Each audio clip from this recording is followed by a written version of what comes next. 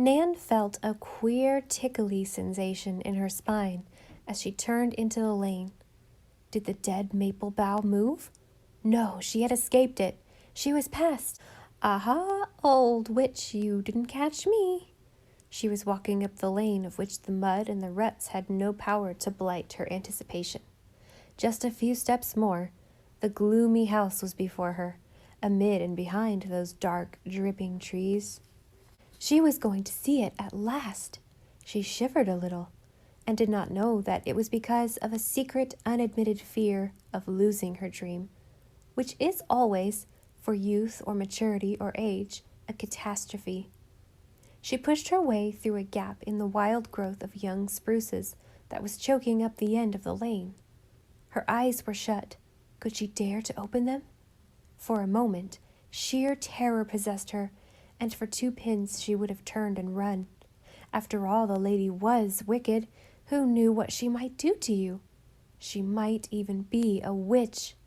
How was it that it had never occurred to her before that the wicked lady might be a witch? Then she resolutely opened her eyes and stared piteously. Was this the gloomy house?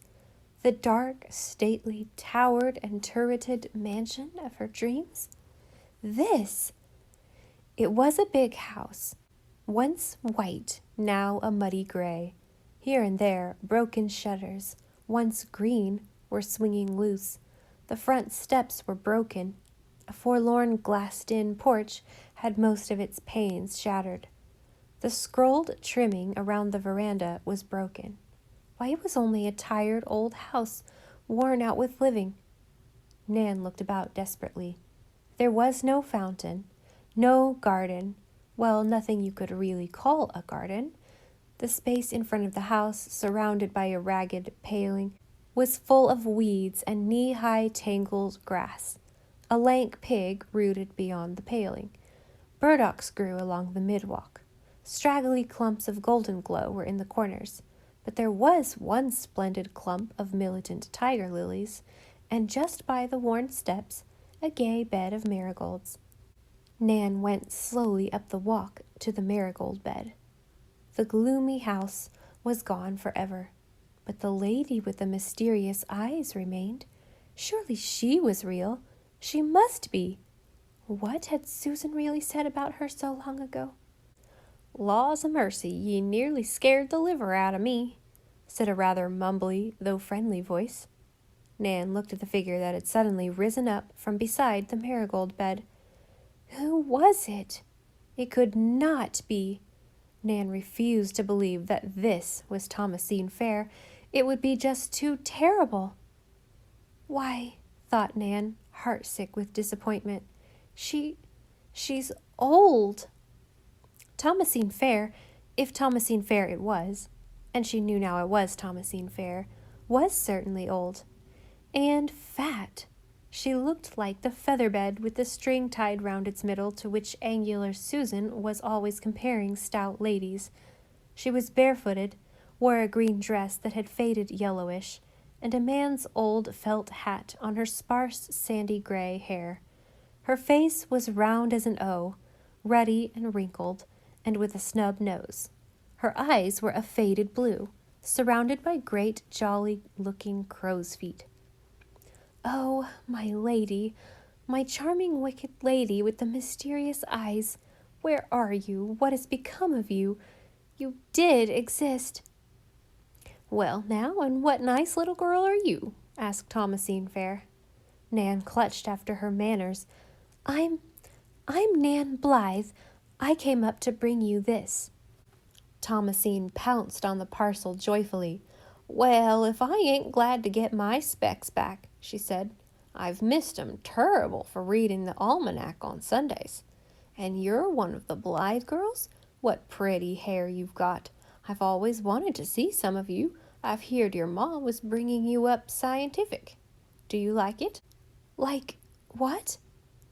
Oh, wicked charming lady, you did not read the almanac on Sundays, nor did you talk of ma's. Why, being brought up scientific. I like the way I'm being brought up, said Nan, trying to smile and barely succeeding. Well, your ma is a real fine woman. She's holding her own. I declare the first time I saw her at Libby Taylor's funeral, I thought she was a bride. She looked so happy. I always think when I see your ma come into a room that everyone perks up as if they expected something to happen. The new fashions set her, too. Most of us just ain't made to wear 'em. But come in and set a while. I'm glad to see someone. It gets kinder lonesome by spells. I can't afford a telephone. Flowers is company. Did you ever see finer marigolds? And I've got a cat. Nan wanted to flee to the uttermost parts of the earth, but she felt it would never do to hurt the old lady's feelings by refusing to go in. Thomasine, her petticoat showing below her skirt, led the way up the sagging steps into a room which was evidently kitchen and living room combined. It was scrupulously clean and gay with thrifty houseplants. The air was full of the pleasant fragrance of newly cooked bread. "Set here," said Thomasine kindly, pushing forward a rocker with a gay patched cushion. "I'll move that callow lily out of your way. Wait till I get my lower plate in. I look funny without it, don't I? But it hurts me a mite. There, I'll talk clearer now." A spotted cat, uttering all kinds of fancy meows, came forward to meet them. Oh, for the greyhounds of a vanished dream. "That cat's a fine ratter," said Thomasine. "This place is overrun with rats. But it keeps the rain out, and I got sick of living round with relations. Couldn't call my soul my own. Ordered round as if I was dirt. Jim's wife was the worst. Complained because I was making faces at the moon one night. Well, what if I was? Did it hurt the moon? Says I ain't going to be a pincushion any longer. So I come here on my own, and here I'll stay as long as I have use of my legs. Now what'll you have? Can I make you an onion sandwich?" No, thank you." "They're fine when you have a cold. I've been having one. Notice how hoarse I am? But I just tie a piece of red flannel with turpentine and goose grease on it round my throat when I go to bed. Nothing better." Red flannel and goose grease, not to speak of turpentine. "If you won't have a sandwich, sure you won't? I'll see what's in the cookie box." The cookies, cut in the shape of roosters and ducks, were surprisingly good and fairly melted in your mouth. Mrs. Fair beamed at Nan out of her round, faded eyes. "Now you'll like me, won't you? I like to have little girls like me." "I'll try," gasped Nan, who at that moment was hating poor Thomasine Fair, as we can hate only those who destroy our illusions. "I've got some little grandchildren of my own out west, you know." "Grandchildren?" "I'll show you their pictures. Pretty, ain't they? That's poor dear Papa's picture up there. 20 years since he died." Poor dear Papa's picture was a large crayon of a bearded man with a curly fringe of white hair surrounding a bald head. Oh, lover disdained. "He was a good husband, though he was bald at 30, said Mrs. Fair fondly. "My, but I had the pick of the beaux when I was a girl. I'm old now, but I had a fine time when I was young. The beaux on Sunday nights, trying to sit each other out, and me holding up my head as haughty as any queen." "Papa was among them from the start, but at first I hadn't nothing to say to him. I liked him a bit more dashing. There was Andrew Metcalf now. I was as near as no matter running away with him, but I knew 'twould be unlucky. Don't you ever run away. It is unlucky, and don't let anyone ever tell you different." I won't. Indeed I won't."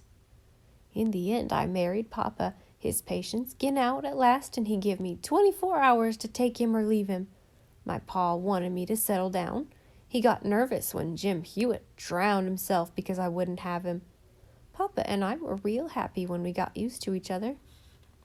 He said I suited him because I didn't do too much thinking. Papa held women weren't made for thinking. He said it made 'em dried up and unnatural. Baked beans disagreed with him terrible, and he had spells of lumbago, but my Balmagilia balsam always straightened that out. There was a specialist in town said he could cure him permanent, but Papa always said if you got into the hands of them specialists, they'd never let you out again, never. I miss him to feed the pig. He was real fond of pork. I never eat a bit of bacon, but I think of him. That picture opposite, Papa, is Queen Victoria. Sometimes I say to her, if they stripped all them lace and jewels off you, my dear, I doubt you'd be any better looking than I am. Before she let Nan go, she insisted on her taking a bag of peppermints, a pink glass slipper for holding flowers, and a glass of gooseberry jelly. That's for your ma. I've always had good luck with my gooseberry jelly. I'm coming down to Ingleside someday. I want to see them shiny dogs of yours. Tell Susan Baker I'm much obliged for that mess of turnip greens she sent me in the spring. Turnip greens. I allowed I'd thank her at Jacob Warren's funeral, but she got away too quick. I like to take my time at funerals. There hasn't been one for a month. I always think it's a dull old time when there's no funerals going. There's always a fine lot of funerals over Lowbridge way. It don't seem fair. Come again and see me, won't you? You've got something about you. Loving favor is better than silver and gold, the good book says, and I guess it's right. She smiled very pleasantly at Nan. She had a sweet smile. In it you saw the pretty Thomasine of long ago. Nan managed another smile herself. Her eyes were stinging. She must get away before she cried outright. Nice, well-behaved little creature, mused old Thomasine Fair, looking out of her window after Nan. Hasn't got her ma's gift of gab, but maybe none the worse of that. Most of the kids today think they're smart when they're just being sassy. That little thing's visit has kind of made me feel young again. Thomasine sighed and went out to finish cutting her marigolds and hoeing up some of the burdocks. Thank goodness I've kept limber, she reflected. Nan went back to Ingleside the poorer by a lost dream. A dell full of daisies could not lure her. Singing water called to her in vain. She wanted to get home and shut herself away from human eyes. 2 girls she met giggled after they passed her. Were they laughing at her? How everybody would laugh if they knew. Silly little Nan Blythe, who had spun a romance of cobweb fancies about a pale queen of mystery, and found instead poor Papa's widow and peppermints. Peppermints! Nan would not cry. Big girls of 10 must not cry. But she felt indescribably dreary. Something precious and beautiful was gone, lost, a secret store of joy, which, so she believed, could never be hers again. She found Ingleside filled with a delicious smell of spice cookies, but she did not go into the kitchen to coax some out of Susan. At supper, her appetite was noticeably poor, even though she read castor oil in Susan's eye. Anne had noticed that Nan had been very quiet ever since her return from the old McAllister place. Nan, who sang literally from daylight to dark and after, had the long walk on a hot day been too much for the child? Why that anguished expression, daughter? She asked casually, when she went into the twins' room at dusk with fresh towels, and found Nan curled up on the window seat, instead of being down stalking tigers in equatorial jungles with the others in Rainbow Valley. Nan hadn't meant to tell anybody that she had been so silly, but somehow things told themselves to Mother. Oh, Mother, is everything in life a disappointment? Not everything, dear. Would you like to tell me what disappointed you today? Oh, Mummy, Thomasine Fair is good, and her nose turns up. But why? Asked Anne in honest bewilderment. Should you care whether her nose turns up or down? It all came out then. Anne listened with her usual serious face, praying that she be not betrayed into a stifled shriek of laughter. She remembered the child she had been at old Green Gables. She remembered the haunted wood and 2 small girls who had been terribly frightened by their own pretending thereof. And she knew the dreadful bitterness of losing a dream. You mustn't take the vanishing of your fancies so much to heart, dear. I can't help it, said Nan despairingly. If I had my life to live over again, I'd never imagine anything, and I never will again. My foolish dear, My dear, foolish dear, don't say that. An imagination is a wonderful thing to have, but like every gift, we must possess it and not let it possess us. You take your imaginings a wee bit too seriously. Oh, it's delightful. I know that rapture. But you must learn to keep on this side of the border line between the real and the unreal. Then the power to escape at will into a beautiful world of your own will help you amazingly through the hard places of life. I can always solve a problem more easily after I've had a voyage or two to the islands of enchantment. Nan felt her self-respect coming back to her with these words of comfort and of wisdom. Mother did not think it so silly after all, and no doubt there was somewhere in the world a wicked, beautiful lady with mysterious eyes, even if she did not live in the gloomy house, which, now that Nan came to think of it, was not such a bad place after all, with its orange marigolds, and its friendly spotted cat, and its geraniums, and poor dear Papa's picture. It was really rather a jolly place, and perhaps some day she would go and see Thomasine Fair again, and get some more of those nice cookies.